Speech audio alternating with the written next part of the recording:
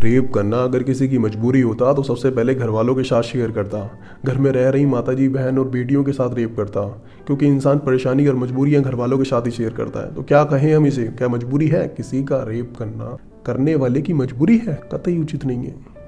या हम इसे शौक कह सकते हैं। अगर शौक है तो फिर शौक मिटाने के लिए रजिस्टर्ड प्रोफेशन है, वहाँ क्यों नहीं जाया जाता? क्यों अपना शौक मिटाने के लिए किसी और को शिकार बनाया जाता है? किसी और की मजबूरी का फ़ायदा उठा के तुम अपना शौक मिटा रहे हो, कतई उचित नहीं है। मजबूरी और शौक का रेप से कोई रिश्ता नहीं है, तो इसे हम क्या कह सकते हैं? क्या एक ये हवस है? और हवस कहीं भी मिटाई जा सकती है। क्यों दूसरे की लड़कियों के साथ हवस मिटाई जाती है? कुछ लोग कहते हैं कि उसके छोटे कपड़े देख के मुझे उत्तेजना होती है।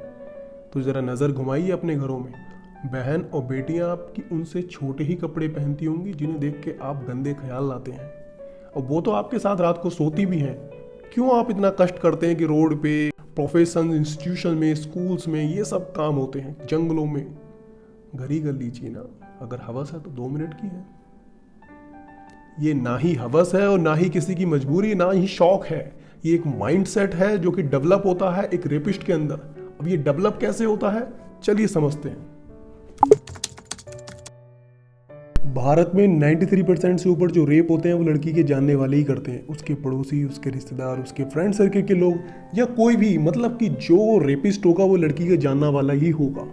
कितनी विचित्र सी बात बन चुकी है ये कि लड़की के अपने ही उसकी जान के दुश्मन बन गए। अब वो जान बचाए तो बचाए कहाँ? ये कहना गलत नहीं होगा कि जिस चीज़ के बारे में आपने कभी जाना नहीं, जिसे कभी देखा नहीं, उस चीज़ को करने का आपका ना ही तो मन करेगा, ना ही आप उसे करने की सोचेंगे। तो इसी कंसेप्ट में मैं आपको कुछ समझाना चाह रहा हूँ। ये एक लड़का है, इसके पेरेंट्स ने इसे हमेशा सिखाया है कि किसी गलत काम को करोगे तो तुम्हें गॉड पनिश करेंगे। अब वो गलत काम में इसके पेरेंट्स ने बताया कि किसी लड़की के साथ बदसलूकी करना, किसी को गंदी निगाहों से देखना, किसी के बारे में गलत सोचना एक पाप है और भगवान तुम्हें उस पर पनिश करेंगे। तो ये लड़का कभी भी वो काम नहीं करेगा। इसके अंदर एक सिन, एक डर रहेगा कि if I sign I have to पे।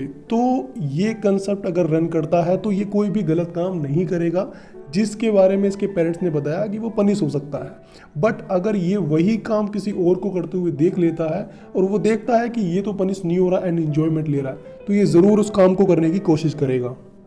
बट जब से ये पोर्नोग्राफी आई है इसने सारे डर को ख़त्म कर दिया है। जैसा कि वो वीडियोस में देखता है उसका माइंडसेट वैसा ही बन जाता है। उसके बाद वो भयानक से भयानक रेप को अंजाम दे देता है। जैसे कि बात करें गैंग रेप की, चाइल्ड रेप की, ये इतने भयानक रेप है कोई आदमी सोच भी नहीं सकता। बट वीडियोस देखने के बाद उसे उसका डर निकल जाता है। जैसे कि एक महिला के साथ 6 आदमी, 10 आदमी कर सकते हैं। क्या ये संभव है? उचित है ये? नहीं ना। एक 3 साल की, 1 महीने की, 2 महीने की बच्ची के साथ कोई 30 साल का, 25 साल का आदमी कर रहा है, क्या ये उचित है? ये सब डर जो है वो वीडियोस देखने के बाद बिल्कुल ख़त्म हो जाता है। वहीं पे आदमी रेप को अंजाम दे देता है।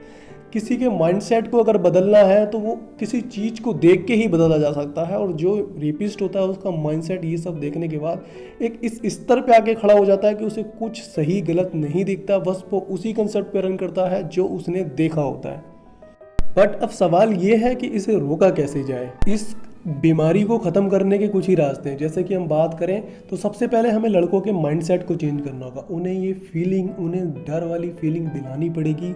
दूसरों की लड़कियों को तुम अपना शिकार बना रहे हो, किसी दूसरे के लिए तुम्हारी भी लड़कियां दूसरे की लड़कियां ही हैं। उन्हें जब तक ये फीलिंग, ये डर नहीं आएगा वो जब तक अंजाम देते ही रहेंगे। दूसरा, हमें गर्ल्स की जो बॉयज़ है उसको राइज करना पड़ेगा। सबसे बड़ी दिक्कत यही है कि लड़के ये सोचते हैं कि इसके करने के बाद ये कुछ नहीं कहेगी, क्योंकि अगर इसने अपनी बॉयज़ उठाई तो इसकी शादी कहीं हो नहीं पाएगी, क्योंकि एक रेप करी हुई लड़की से कोई शादी नहीं करता। तो यही एक सबसे बड़ी गलत फहमी है और इसको ही ख़त्म करना पड़ेगा। हर लड़की को एक आवाज़ उठानी पड़ेगी। जब वो आवाज़ उठाएगी उसकी वॉइस को हमें थोड़ा स्ट्रॉन्ग बनाना होगा।